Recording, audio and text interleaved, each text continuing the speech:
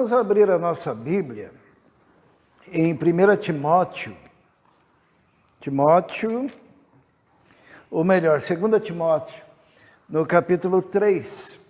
Vamos meditar um pouquinho na palavra do Senhor. Existem algumas possibilidades para se ler o Apocalipse, né? E ler-se, ou tentar entender a escatologia, isto é, o que se refere ao final dos tempos. E na década de 70 surgiu algo chamado Evangelho Social. Não sei se os irmãos já ouviram falar disso, né? O Evangelho Social, ele acreditava o seguinte, que na medida em que a palavra fosse pregada e anunciada e a sociedade começasse a absorver esses princípios, independentemente da conversão das pessoas, mas se as ideias do Evangelho fossem divulgadas, o mundo iria melhorando por causa desse Evangelho social, né? Que seria uma forma de conduta da sociedade mais aproximada ao Evangelho. Hoje nós sabemos que isso não deu certo, né? E quando a gente pensa em escatologia, existe aquela visão amilenista, né? A visão pré-milenista e a visão pós-milenista. E essa visão pós-milenista, ela acredita também que o mundo vai melhorando cada vez mais até que chega num patamar onde toda a sociedade acaba vivenciando os princípios do reino, pela divulgação também do Evangelho, né? Que também parece que não se coaduna com a verdade. Nós não somos pós-milenistas, né? Nós acreditamos que Cristo já reina. Agora, o que diz a palavra de Deus, né? E nesse texto que nós vamos ler agora, nós praticamente nós vamos ver como Paulo, orientando Timóteo, o seu filho na fé, aquele jovem pastor, Paulo faz um raio-x da sociedade daquela época, da sociedade de então. Vamos ler, talvez nós vamos perceber que nós estamos vivendo isso hoje em dia. Diz assim, Paulo, né? No capítulo 3, 2 Timóteo. Saiba disso, nos últimos dias sobrevirão tempos terríveis. Os homens serão egoístas, avarentos, presunçosos, arrogantes, blasfemos, desobedientes aos pais, ingratos, ímpios, sem amor pela família, irreconciliáveis, caluniadores, sem domínio próprio, cruéis, inimigos do bem, traidores, precipitados, soberbos, mais amantes dos prazeres do que amigos de Deus, tendo a aparência de piedade, mas negando o seu poder. Afaste-se destes também. Vamos orar. Senhor, pedimos que o Teu Espírito Santo nos oriente neste momento, toque, Senhor, nos nossos corações e possamos ouvir a Tua voz e compreender a Tua palavra em nome de Jesus. Amém. É vã a esperança de olharmos para este mundo sem Deus e vermos neste mundo valores do reino de Deus. O apóstolo Paulo fala para Timóteo, olha só a lista de coisas que ele coloca aqui, parece que nós estamos vendo a sociedade de hoje, né? Ele diz assim que nos últimos dias, quais seriam os últimos dias? Os irmãos sabem quando que se inaugurou os últimos dias? Porque a Bíblia fala sempre, né, dos últimos tempos, dos últimos dias. Quando que, na verdade, a que se refere os últimos dias, né? Os últimos dias... Exatamente. Os últimos dias foram inaugurados na ascensão de Jesus. Nós estamos vivendo os últimos dias. E a Bíblia considera este tempo os últimos dias, né? E essa característica da sociedade, né, que aparece aqui, egoístas, avarentos, presunçosos, arrogantes, blasfemos, desobedientes aos pais, né? É algo que é algo inerente ao homem sem Deus. O homem sem Deus é alguém que se afasta dos princípios que nós encontramos no padrão moral de toda a sociedade, no padrão ético que é Deus. Então, o homem sem Deus e distanciado de Deus, ele vai fazer tudo aquilo que não se coaduna com o caráter e com a santidade de Deus. Por isso que Paulo diz para Timóteo, olha, nos últimos dias é esse tipo de gente com a qual você vai se encontrar. Jesus, ele falou, né, sobre a sua volta, lá no capítulo 24 de Mateus, ele diz assim, como foi nos dias de Noé, assim será. E nos dias de Noé, Deus manda o dilúvio sobre a terra, porque a imaginação dos pensamentos do coração do homem eram continuamente más. É o que diz lá no livro de Gênesis, né?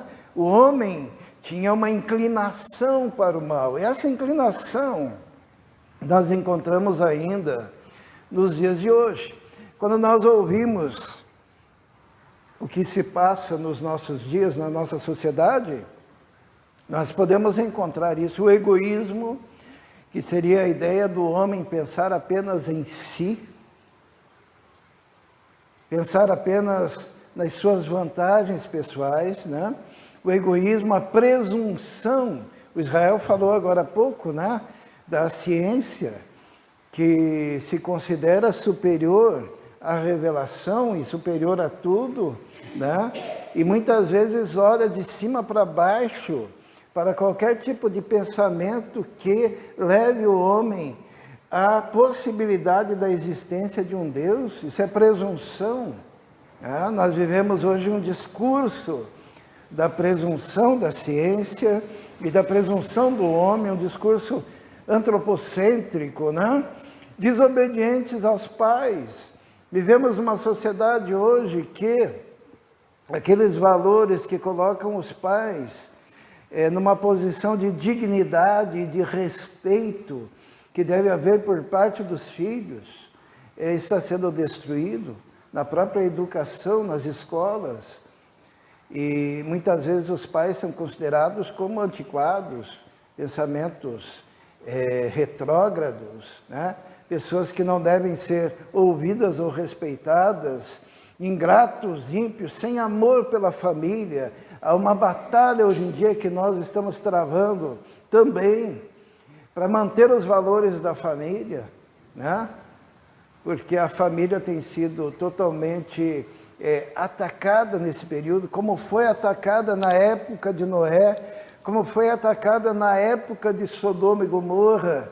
A família hoje em dia tem sido atacada, e quando se fala de uma família tradicional, conforme a Bíblia nos orienta, que é pai, filho, ou melhor, pai, mãe, filhos, né?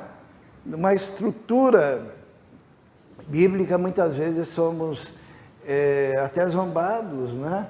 Porque hoje se fala de múltiplas formas de família se posicionando contrário àquilo que Deus mesmo estabeleceu. Então, todas as coisas que estão aqui mostram um padrão de comportamento dentro da nossa sociedade, e esse padrão de comportamento se opõe radicalmente à visão do cristianismo, à visão da Bíblia, à visão da igreja, à visão da palavra de Deus. E quando Paulo então fala para Timóteo, aquele jovem pastor, sobre essas coisas, ele também dá orientação a respeito de como se comportar diante de uma sociedade que está deformada dessa forma, né? Dessa maneira. E Paulo dá alguns conselhos, e nós vamos ver. Paulo ainda ele continua dizendo algo aqui importante no versículo 6, vamos ler ali. Ele diz assim: são esses que se introduzem pelas casas e conquistam mulheres instáveis, sobrecarregadas de pecados, as quais se deixam levar por toda espécie de desejos, elas estão sempre aprendendo e jamais conseguem chegar ao conhecimento da verdade.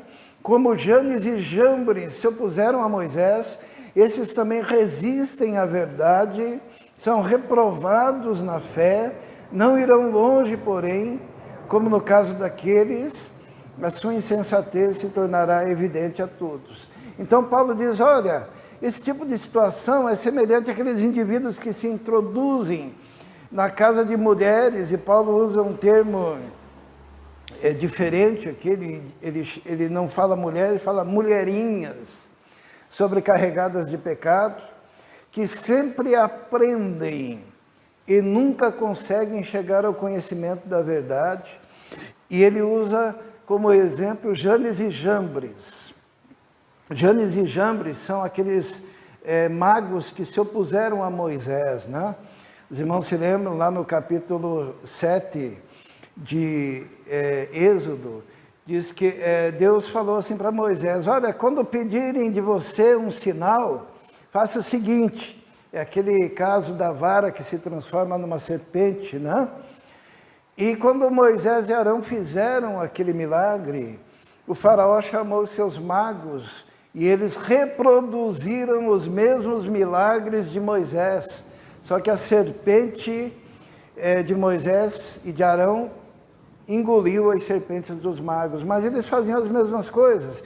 E o que o Paulo está dizendo aqui, que vai chegar um ponto que mesmo com toda essa circunstância de uma sociedade pervertida, ainda haverá dúvida, porque uma falsa piedade estará sobre essa sociedade e eles vão reproduzir em outro parâmetro o mesmo comportamento que se espera da igreja, só que com toda a distorção possível. Deixa eu explicar isso. Hoje os movimentos que causam esse tipo de deformidade na sociedade, eles o fazem em nome do amor, eles o fazem em nome da justiça, eles usam até o nome de Jesus. É como Janes e Jambres resistindo a Moisés e reproduzindo os mesmos sinais. Só que os sinais que eles reproduziam eram sinais oriundos das trevas, enquanto que Moisés e Arão falavam em nome de Deus. Então é muito complicado viver numa sociedade que distorce os valores e tenta incutir no coração do povo, que é a mesma coisa. E a sociedade se torna como essas mulherinhas, como Paulo diz, sobrecarregadas de pecado, que sempre aprendem, mas não conseguem chegar ao conhecimento da verdade. Como viver numa sociedade assim? Vamos ver o que Paulo orienta a Timóteo, seu filho, na fé.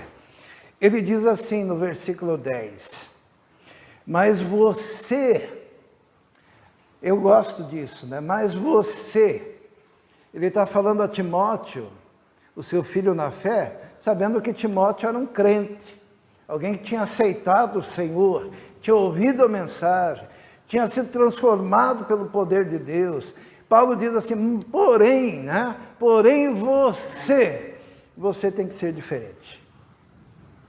E esse você eu gostaria que nós o recebêssemos pessoalmente, né? Apesar de uma sociedade tão distorcida, Paulo está dizendo também para você e para mim, mas você tem que ter uma atitude, um comportamento diferente. O que Paulo diz? Paulo diz assim, mas você tem seguido de perto o meu ensino, a minha conduta, o meu propósito, a minha fé, a minha paciência, o meu amor, a minha perseverança, as perseguições e os sofrimentos que enfrentei, coisas que me aconteceram em Antioquia, Icônio e Listra.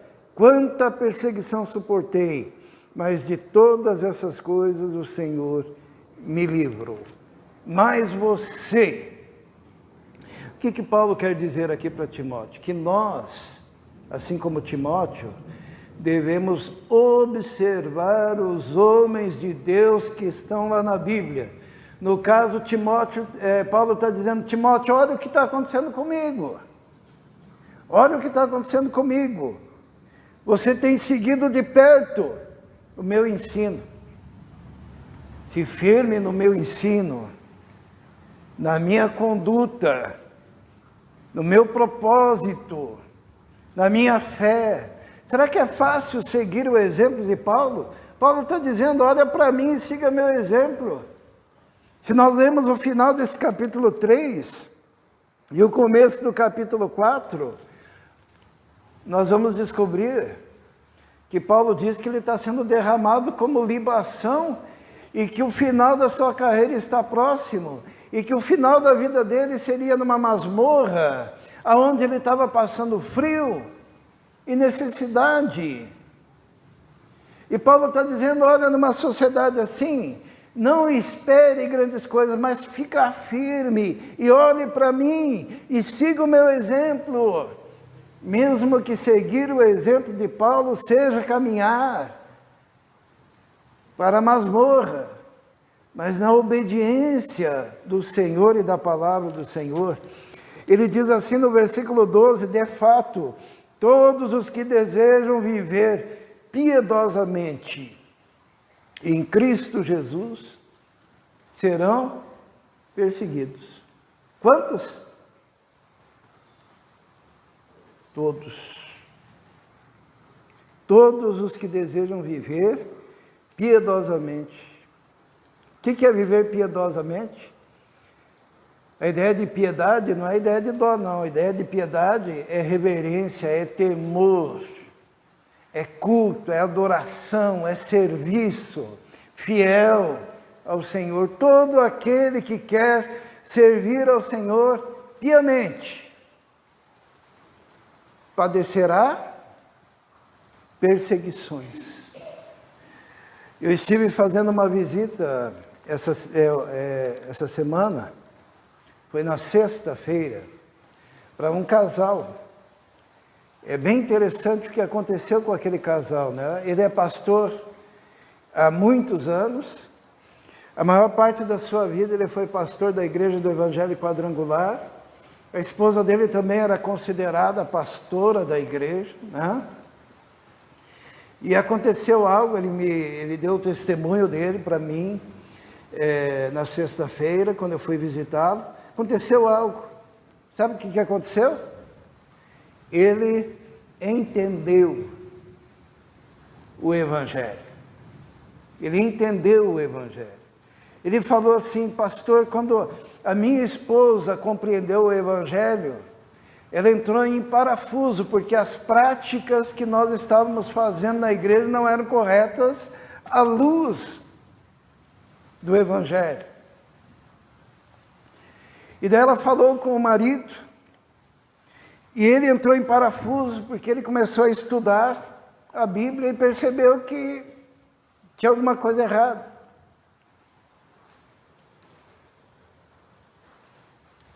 Eu me lembro que eles já tiveram uma igreja aqui pertinho. Até eu passava ali com as crianças e a gente via aquela faixa enorme na frente, né? Aqui nessa rua aqui, ó. Explosão de milagres, né? Venham para a explosão de milagres. Daí até uma criança brincou, né? Sobre explosão de milagres, porque ele tinha aquelas práticas místicas de sal grosso, de campanha, até o momento que ele entendeu o Evangelho da Graça. E ele falou para mim sexta-feira, falou, pastor, eu comecei a pregar o Evangelho. Eu comecei a pregar o Evangelho da Graça. Eu comecei a ler a Bíblia dentro do contexto, foi o que ele me disse. Eu comecei a entender como que era a salvação pela fé e pregar isso. E um a um foi deixando a igreja. Até chegar num ponto de ficar eu e a minha esposa. E eu comecei a chamar para a gente conversar. E a esposa dele disse, eu perguntava assim, mas irmão, por que o irmão não quer mais participar? E as pessoas diziam, pastor, pastora, a gente vê realmente que tem fundamento bíblico, mas não é o que nós queremos. Nós queremos as campanhas. Nós queremos levar algo para casa, a vassourinha que varre as maldades de dentro de casa. Nós queremos essa... E ele dizia, mas olha, você não precisa se apegar mais a isso, porque se você se apegar só a Cristo, se você se apegar só à graça, se você se apegar à palavra, isso é libertador. Mas não queriam. E aquele que quer viver piamente em Cristo Jesus, o que vai acontecer? Foi o caso. Eles tomaram um posicionamento de viver na palavra.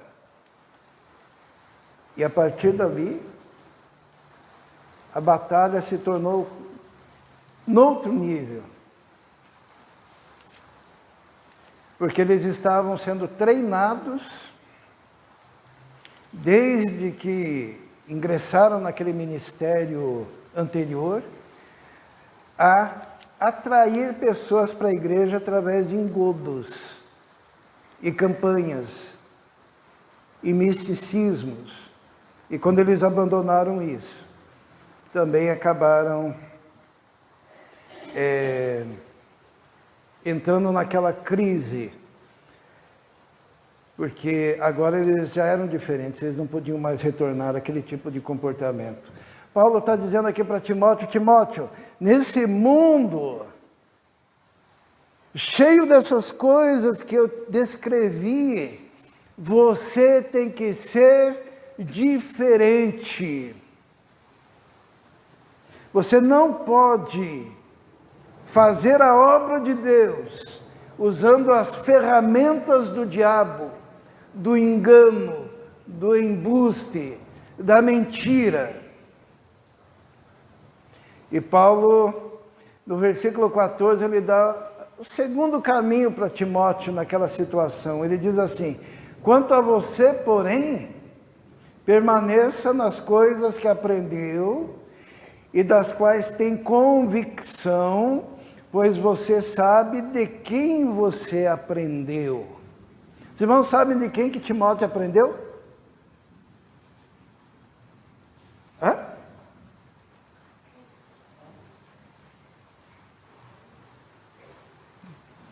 De duas mulheres. O nome de uma era Eunice e o nome da outra era Lloyd, que eram a sua mãe e a sua avó. Em seguida diz assim, no versículo 15, porque desde criança você conhece as sagradas letras que são capazes de torná-lo sábio para a salvação mediante a fé em Cristo Jesus. Então, Paulo, quando se refere ao ministério, ele diz, siga o meu exemplo, a minha conduta, a pregação que eu prego, o ensino que eu ensino, o caminho que eu sigo, mesmo com perseguições. E do ponto de vista do conhecimento bíblico, veja onde que se aprendeu. Lembre da tua mãe, lembre da tua avó, porque desde pequenininho você aprendeu o quê? As sagradas letras. É firmado na palavra. Tem gente aqui que fica muito bem essa palavra, né? Quando diz assim, porque desde criança você conhece as sagradas letras. A Marilda, eu não conheço os irmãos que aprenderam desde pequenininhos, né? As sagradas letras, mas a Bia, a Miriam, a Fernanda, né? O Israel, todos aqueles que já nasceram num lar estruturado, relativo ao conhecimento da palavra e do ensino das Sagradas Letras. Que coisa extraordinária! Veja onde que você aprendeu, os irmãos também que aprenderam as Sagradas Letras, não importa se foi quando era criança, um pouquinho maiores, mas como é importante se firmar nos princípios da palavra de Deus, porque eu quero dizer uma coisa aos irmãos, a palavra de Deus, ela é tradicional. Alguém pode dizer assim, o quê? Vai se assustar. Como é que a gente prova que a palavra de Deus é tradicional? Hã?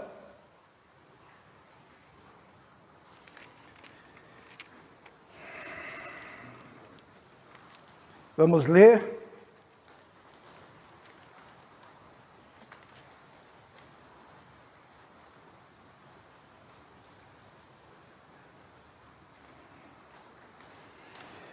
Acho que é em 2 Timóteo mesmo, né? Deixa eu ver se eu encontro.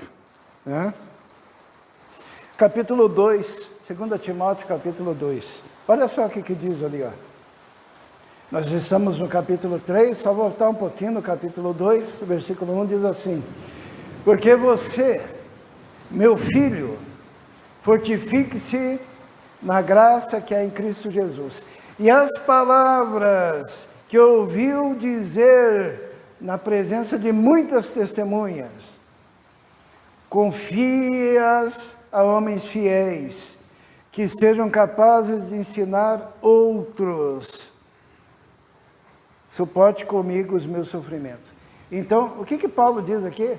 Timóteo, as palavras que você ouviu de mim, na presença de muitas testemunhas, transmite a homens fiéis, que sejam idôneos para transmitir aos outros. É a mesma palavra. Os irmãos percebem que isso é uma tradição? Né? O que Paulo falou para Timóteo, Timóteo tinha que ensinar a homens fiéis, e esses homens fiéis tinham que ensinar a outros homens fiéis, que fossem capazes de transmitir a mesma mensagem a outros, e assim, ininterruptamente, até chegar aqui hoje. A palavra de Deus é a mesma. Ela não pode ser alterada. Ela não pode ser mudada. Se os irmãos lerem em Tessalonicenses, está escrito o que lá? Que era para tomar cuidado com aqueles que não seguem o quê? As tradições ensinadas pelos apóstolos. Porque é uma corrente. O que Jesus ensinou, os discípulos reproduziram, escreveram. Aqueles que eram ligados também aos discípulos escreveram. E Paulo diz, olha, agora o que prego, você também deve transmitir a outros que serão fiéis, a transmitir a outros que transmitam a outros, até chegar aqui. E para viver nessa sociedade tão deturpada, a gente precisa ter essa firmeza de permanecer. Por isso que Paulo, no versículo 14, quanto a você, permaneça nas coisas que aprendeu. Porque desde criança você conhece as sagradas letras que são capazes de torná-lo sábio para a salvação mediante a fé em Cristo Jesus. Por quê? Porque toda a Escritura é inspirada por Deus e útil, versículo 16, né? Para o ensino, para a repreensão, para a correção, para a instrução na justiça, para que o homem de Deus seja apto e plenamente preparado para toda boa obra. Paulo está orientando como viver no meio daquela sociedade corrompida, que é a mesma sociedade corrompida que nós vivemos hoje, com todas aquelas distorções. E agora Paulo ele começa a dizer o que Timóteo iria encontrar em meio àquela sociedade corrompida. Capítulo 4, vamos ler, diz assim: na presença de Deus e de Cristo Jesus, que há de julgar vivos e os mortos, por sua manifestação e por seu reino, eu exorto solenemente, pregue a palavra. Esteja preparado a tempo e fora de tempo. Repreenda, corrija, exorte com toda a paciência e doutrina. Paulo está dizendo, Timóteo, é até meio chato dizer isso, né? É chato que eu digo porque hoje em dia, quando a gente vai fazer um curso de homilética, não se diz isso, né? Mas aqui diz o quê? Pregue o quê? Paulo está dizendo para Timóteo ali no versículo 2, pregue a palavra. É para pregar a palavra. Há tempo e fora de tempo, em qualquer tempo. Exorte, repreenda, ensine a doutrina. Por quê?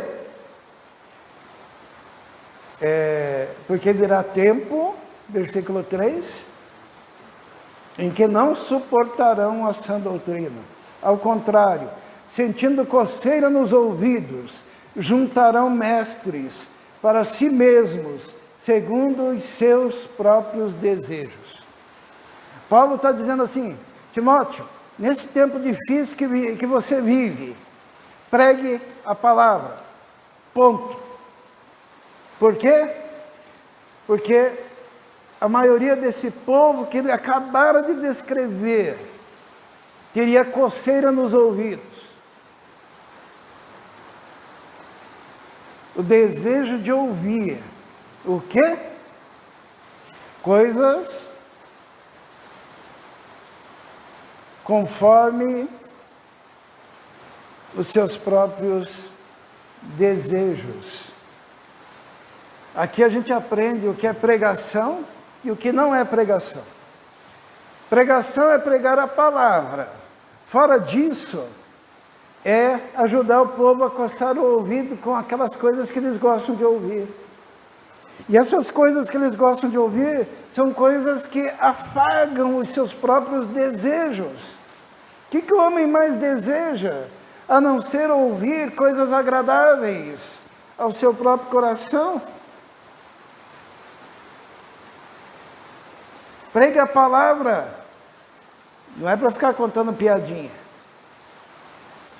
Às vezes uma ilustração, desde que seja para ilustrar uma palavra de Deus na Bíblia, a gente pode até usar, mas a palavra tem que ser o centro. E ninguém pode ir na igreja para ouvir stand-up, ninguém deve ir na igreja para ficar ouvindo conversa fiada, ninguém deve ir para a igreja para ficar ouvindo testemunho de experiência pessoal, não fundamentada nas Escrituras. Ninguém deve ir para a igreja para ficar ouvindo alguém falando bem de si mesmo e quanto ele é bom. Ninguém deve ir para a igreja para isso. Por quê? Porque o que se deve pregar nos púlpitos é o que Paulo coloca aqui. Pregue a palavra. Porque quando você pregar a palavra, os réprobos serão reprovados. E aqueles que são do Senhor terão prazer em ouvir a palavra de Deus. Palavra que muitas vezes é doce, porém amarga. Porque, conforme diz, né? Lá no livro de Ezequiel, lá em Apocalipse, come o livro. Doce na sua boca, amarga no seu ventre, porque a palavra vai te modificar, a palavra vai te mover, a palavra vai te convencer, a palavra vai te alterar naquilo que precisa. Paulo dizendo a Timóteo, ele diz no versículo 4 do capítulo 4, eles se recusarão a dar ouvidos à verdade.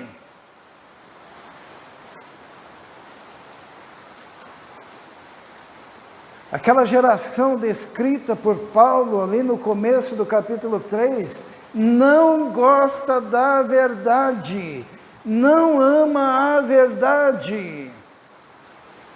O que acontece quando alguém não gosta da verdade? Os irmãos sabem? Vamos ver lá em Tessalonicenses, vamos abrir lá. Eu não ia abrir, mas nós vamos ver.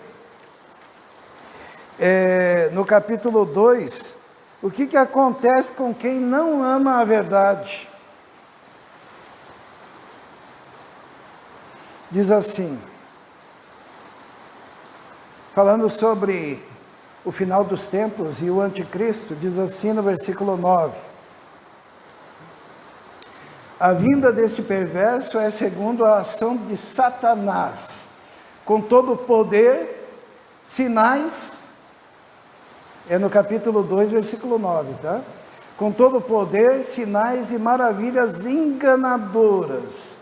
Ele fará uso de todas as formas de engano, da injustiça para os que estão perecendo, porquanto rejeitaram o amor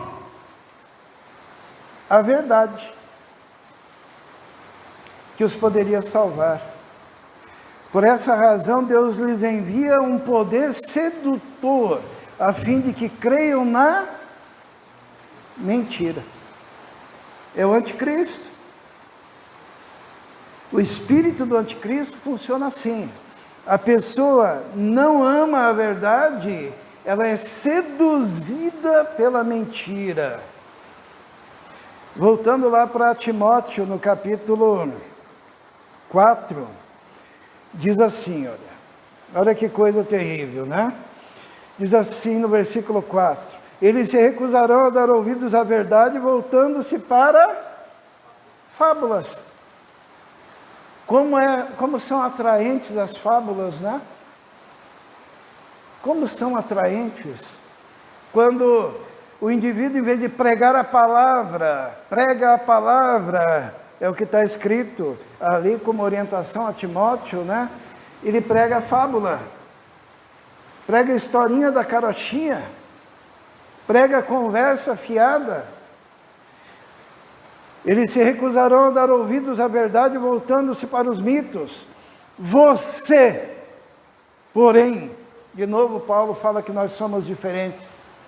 Você, porém, seja moderado em tudo, suporte os sofrimentos, faça a obra de um evangelista. Por que a obra de um evangelista está linkada a suportar o sofrimento? Os irmãos sabem? Porque para ganhar uma alma é como dar à luz. O apóstolo Paulo, falando aos Gálatas, ele diz assim: esta é a igreja pela qual de novo eu sinto as dores de parto, até que Cristo seja formado em vós. O novo nascimento é algo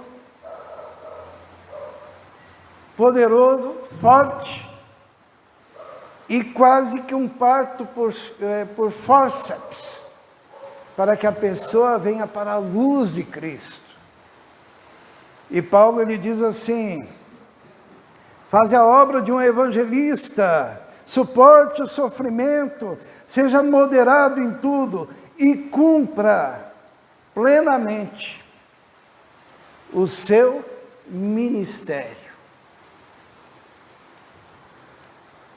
Paulo começa descrevendo a sociedade, lembram do começo, né?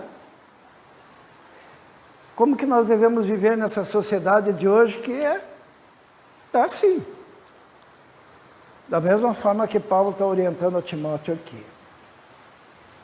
Finalmente, Paulo dá o testemunho da sua própria vida e ministério. Que coisa, hein? Paulo, quando ele quer se colocar como parâmetro para Timóteo, ele pega e diz assim: Timóteo, depois de eu te dar todos esses conselhos, eu vou te dar uma inspiração. Uma inspiração na minha caminhada como ministro do Evangelho. Ele diz no versículo 6, eu já estou sendo derramado como oferta de libação. Paulo está dizendo aqui, de uma forma bonita e poética, e metafórica, e ele está dizendo, já estou sendo derramado como libação, ele está dizendo que ele está indo para a sepultura. E que a morte dele é um culto a Deus em adoração ao Senhor. Já estou sendo derramado como libação. Está próximo o tempo da minha partida. Combati o bom combate. Quando Paulo faz um resumo da sua vida, ele diz que a sua vida foi combate, foi batalha, foi luta. Combati o bom combate, terminei a carreira e guardei a fé. Paulo está dizendo assim, Timóteo, você quer um caminho a seguir em meio a essa sociedade? Siga o meu exemplo. Combata o bom combate da fé, se ofereça como libação, como sacrifício, cumpra até o final o seu ministério. E no versículo 8 ele fala assim, olha aqui, ó, que beleza, a minha recompensa. Versículo 8, agora me está reservada a coroa da justiça, que o Senhor justo juiz me dará naquele dia, e não somente a mim, mas também a todos os que amam a sua vinda. O justo juiz é quem vai me recompensar. Uma vez um navio estava atracando lá nos Estados Unidos, e dentro desse navio havia um missionário que tinha gastado toda a sua vida na pregação em terras longínquas. E quando ele estava chegando, ele viu bandas, ele viu palcos, e uma grande recepção lá, quando ele ia atracar naquele navio, né? Quando o navio ia atracar naquele lugar, naquele porto. E ele fica sabendo então que no mesmo navio estava o presidente, e toda aquela festa era para o presidente. E aquele homem sentiu no coração assim, Senhor, eu gastei toda a minha vida no Evangelho, na missão, na pregação. Eu usei toda a minha vida para anunciar a Cristo aos povos que não tinham conhecimento de Ti. E hoje eu chego neste lugar. Tem um ou dois ali me esperando. E essa banda e essa festa é para alguém que fala mal, inclusive, do teu Evangelho. Eu estou chegando de volta para casa, esquecido.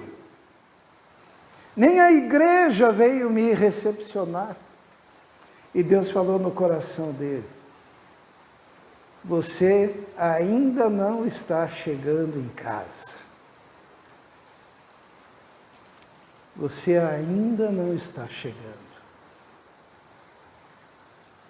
Você só está voltando aí para a sua família, mas a sua casa, e a sua festa, e a sua coroa está preparada. É o que Paulo diz aqui.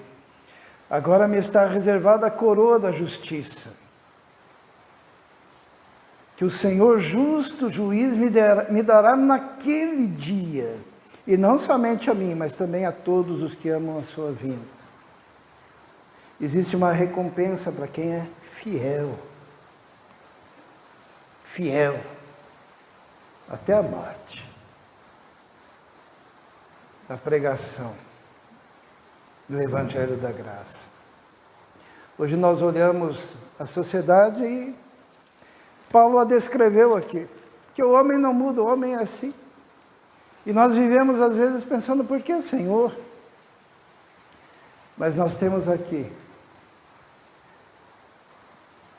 qual o caminho que devemos seguir, que é o caminho da absoluta fidelidade à palavra de Deus. Vamos orar. Senhor, muito obrigado porque a Tua palavra é viva e eficaz. E quando abrimos a Tua palavra, nós compreendemos, ó Deus, que devemos combater o bom combate, que existe uma batalha sendo travada e essa batalha é por almas, ó Deus, que precisam ser ressuscitadas da morte e trazidas para a vida através do Teu Evangelho. Obrigado, Senhor, porque constituístes a cada um de nós aqui como evangelistas, pregadores, anunciadores da Tua mensagem. Pedimos que o Senhor nos dê a sabedoria para compreendermos o Teu propósito e andarmos de conformidade com a Tua palavra, Senhor, no cumprimento da missão que o Senhor nos tem dado. Nós te pedimos isso em nome de Jesus. Amém.